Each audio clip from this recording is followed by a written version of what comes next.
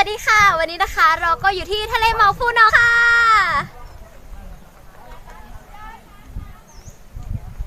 ว้าวค่ะซึ่งจุดเด่นของทะเลหมอกภูหนองนะคะหากเราได้ขึ้นมาสัมผัสเราจะสามารถชมวิวทิวทัศน์ได้แบบ360องศาและสามารถชมได้ทั้งพระอาทิตย์ขึ้นและพระอาทิตย์ตกและที่พลาดไม่ได้เลยนะคะก็คือเราจะได้ชมพันโขดแสนไคล้หรือแกรนด์แคนยอนหนองคายนั่นเองค่ะ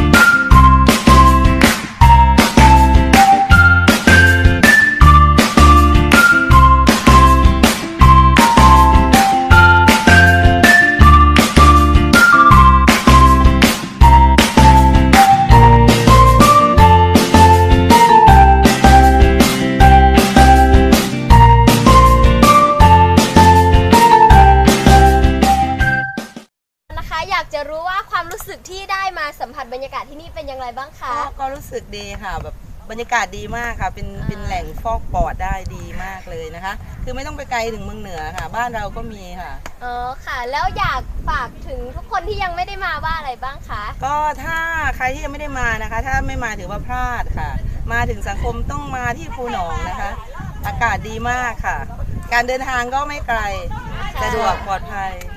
ค่ะแล้วก็อย่าลืมมาเที่ยวกันนะคะเพื่อนๆทุกคนขอบคุณค่ะ